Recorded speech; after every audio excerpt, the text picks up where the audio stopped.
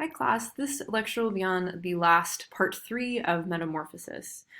So we leave off from part 2 where Gregor's father has lodged an apple into Gregor's back, which, again, the apple has significance not just as a thing representing life, also in fairy tales representing poison. But again, going back to Adam and Eve, like I said, all literature goes back to the Bible.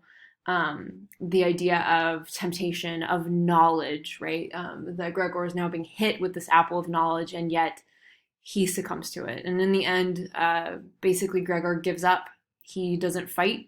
He gives up and goes deeper and deeper into his bug-like form and eventually succumbs to it and dies. It's a very sad story, but in a lot of sense, it's humorous. I mean, Kafka means for it to be absurd. I mean, it's so silly. Like, why does this guy just become this thing when he probably has the power to change it? What's interesting is the duality that you see between Gregor and his family. His family really blossoms through this. Like they really come into their own. They each get jobs. They each start to contribute to the household and become almost like equal on the playing field. And really start to feel happiness despite the fact that they've watched their family member pretty much decline and go away. And so one of the things that this shows is that, hierarchies and the idea of power is an illusion, that the hierarchy and these systems of power only exist when the people within them continue their roles. So the workers continue their roles, the middle class continue their roles, and the people on the top continue to keep those people in those roles. But once those roles are changed, the hierarchy changes. And so Kafka is really pointing to this as an example of, in our class system and really in the hierarchies that are going on in the workforce, that they're an illusion. Also, it goes back to this question about Gregor too. Did Gregor do this to himself? And in a sense, I think there's a part of Gregor that is happy to be off the hook, right? He was not happy to begin with. We know this. And so when he becomes a cockroach and leaves his human form, he really is off the hook as a provider. He no longer has any responsibility and really becomes this idea of nihilism. And so, we talked about existentialism and this idea of, there are this group of people that believe that nothing matters, that life has no meaning. And Gregor really and captures that idea. And then we see him lose all of his humanity and lose everything, really.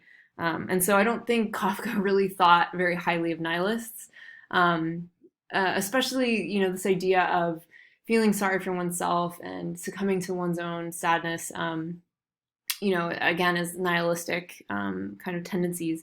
But, I mean, there's also the idea that Gregor could represent, a metaphor for depression, a metaphor for disability, a metaphor for loss of humanity. And therefore, when you look at it in that way, he's less victimized, right? He succumbs to the thing that society tells him he's supposed to be. And so it also sheds a light. Again, no one in the story is really likable, even at the end. And although the father, the mother, and the sister find empowerment, the way that they do treat Gregor is quite telling of who they are. And so, again, Kafka could be saying that, those in society that are at the bottom, that succumb to depression, that have deal with disability and loss of humanity, the fact that people turn their head and lock them away or just keep them as an other and marginalize them, that's also a reflection upon society. And so you could choose to look at it that way too. There is no really right way. Greet is an interesting character in this story. And like I've said, the story does end with her. She does become the highlight. And so this story, in a sense, is kind of Greet's story. And a lot of people hypothesize that Greet is Kafka, that Kafka wrote himself into her. And as we know, Kafka was a writer on the side. He was an artist kind of in training. And so really, Greet represents this Kunstlerroman, this artist coming of age story, and also the coming of age story of a young woman.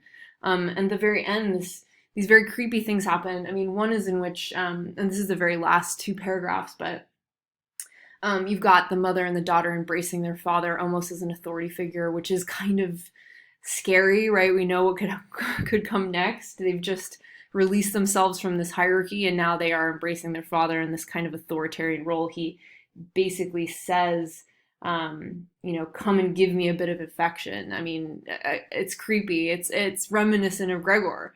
And then at the very end, there's this line that says, Mr. and Miss Samsa were struck almost simultaneously with the thought of how their daughter was blossoming into a well-built and beautiful young lady. They became quieter, just from each other's glance. There's something in that Greet then becomes a thing. She becomes something of value because she's becoming a young woman, because she's going to be married off. And so the question that I think is posed is Greet independent and strong enough to resist the hierarchy that she is now going to walk into as a young woman?